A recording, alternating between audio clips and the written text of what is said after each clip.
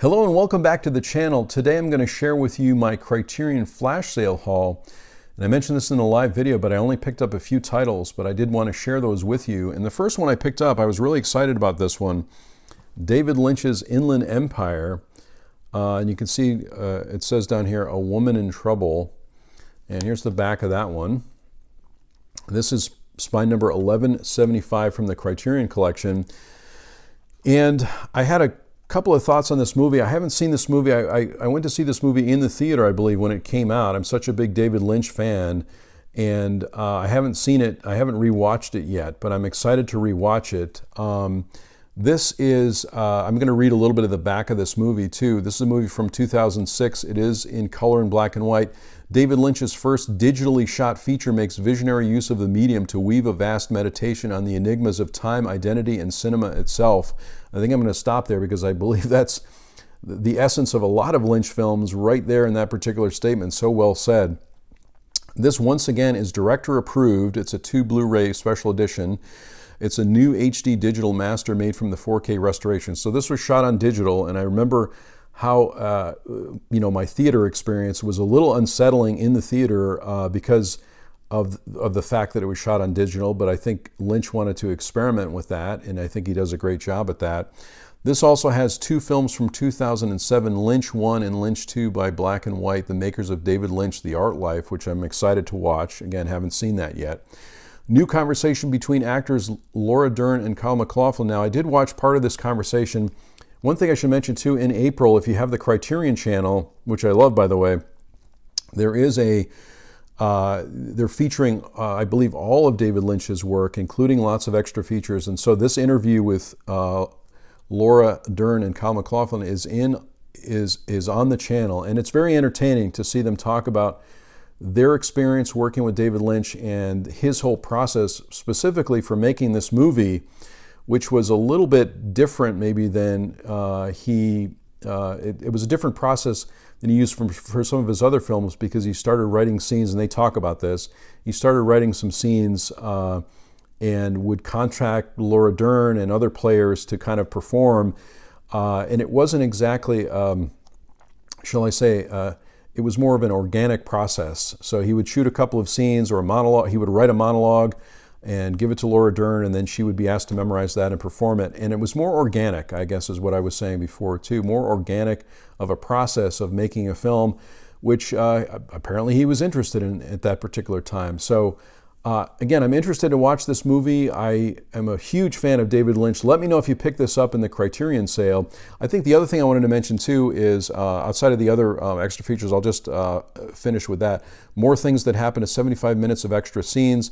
Ballerina, a 2000 short film by Lynch, a reading of Lynch of excerpts from Room to Dream, his 2018 book, and then a trailer. And of course, I'll just open this up too so you can see the beautiful artwork on the inside there, and then the discs themselves. I will say there was some conversation about the fact that this is in a hard plastic case, whereas some of the other, I think all of the other Lynch films that are released on Criterion have this kind of digipack, which I also love. And so a lot of people were talking about that. I prefer the digipack, honestly, since they're all the other Lynch films are in that format, but of course it's fine. But I just love this style of release. Now maybe they wanted to leave it different because this was a film that was shot on digital, but I do find that the digipack or those other cases are very, I guess I just like those better. But let me know what you think of this release. Did you like the plastic case or not? Of course, we don't have a choice in that. We don't have a say in that. But I'm happy to have this film finally. And I'm excited to rewatch it to see what I think. Again, this is many years ago when I saw it, so I'm interested to see what my home experience will be like viewing this movie. Anyway, great release.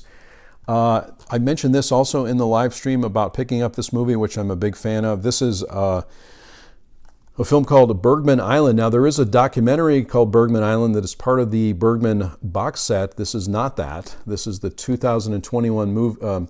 A film from 2021. It's 113 minutes in color. This is the Blu-ray edition of it. It is spine number 1170, and there's the back of that one. I absolutely love this movie. This is one of the movies I saw for the first time last year and really enjoyed it. really meditative look at Bergman Island from this couple's perspective.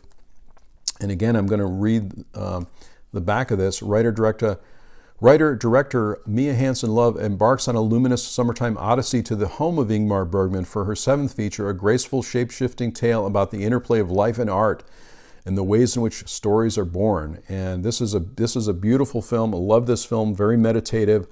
I love going back to Bergman Island also. It just makes me feel closer to Ingmar Bergman in some way. And I love how this couple has a certain perspective when they go back. It's really one of my favorite movies, at least that I saw last year. Even though this movie came out in 2021, I really enjoyed seeing it last year for the first time. This has a new interview with Hansen-Løve, a new interview with actor Vicky Krieps, cast member Gabe Klinger's short film Bergman's Ghosts, also from 2021. And again, I'll just open this one up too so you can see the inside. Again, beautiful artwork done by Criterion. I just love this movie. I love this, the sense of atmosphere with this movie, and it's one of my favorites, and so I'm happy I picked it up. This was at the top of my list. Again, I had a very short list, had everything in my cart for the Criterion flash sale. I will say that Criterion did a great job getting these movies here very quickly. So I'm so excited I was able to pick this up. And finally, I mentioned this before also, this is the documentary The Velvet Underground. This is an amazing movie from Todd Haynes, a documentary about the Velvet Underground. And it's interesting because on the cover this is reversed. I don't know, you might see this not reversed in the video. We'll see what happens with that. But this is spine number 1164, and there's the back of that. I love the colors on this release. Again, this is a plastic case. This movie is also from 2021. It's in color and black and white. I'll just read a little bit about the extra features here. There's an alternate stereo soundtrack. There's an audio commentary featuring Todd Haynes, who I'm a huge fan of, and the editors of the movie. There's outtakes and interview shots for the film with musician Jonathan Richman, filmmaker Jonas Mekas, and actor Mary Warrenoff. Haynes and musicians John Cale and Maureen Tucker in conversation with writer Jen Pelly in 2021. Complete versions of some of the avant-garde films excerpt in the movie. And again, I'll just open this up also. Really beautiful color work on the inside here. I love the yellow on the disc, and then you've got the different colors there. This is one of my favorite now documentaries, and I'm a big fan of the Velvet Underground, Lou Reed, John Cale as well. And I remember seeing, I think one of the big reasons I love this film, which I saw on Hulu, is that this film to me is an experience in itself, much like probably seeing the early Velvet Underground performances were. So I love that Todd Haynes captured that feeling in this movie. And sometimes you see a split screen with Lou Reed and something else going on the other side of the screen. Sometimes I find that distracting, but I felt like this was a great experience, particularly for this band and these musicians. So I love seeing interviews. I love seeing the perspective about the early Velvet Underground performances and how they work together. So I'm a big fan of Lou Reed.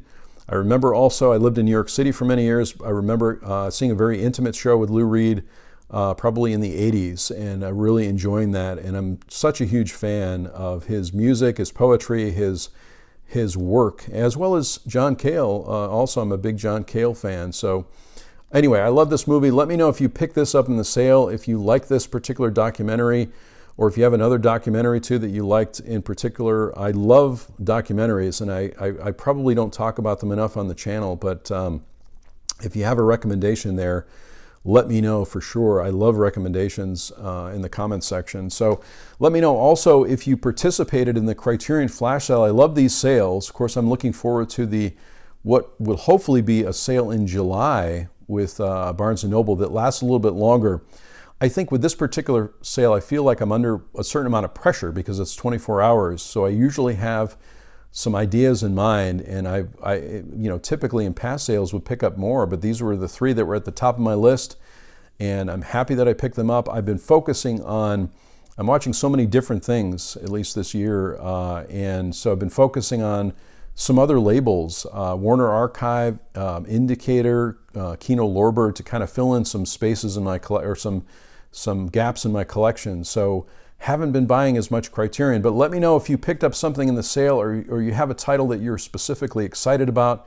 Let me know if you like these titles, if you've seen these movies, but I highly recommend these 3 titles that I picked up. I really were some of my favorites over the last few years, as well as Inland Empire, which I've been waiting for quite a long time. So thanks so much for watching this video today. If this is your first video and you haven't subscribed, please consider subscribing to the channel.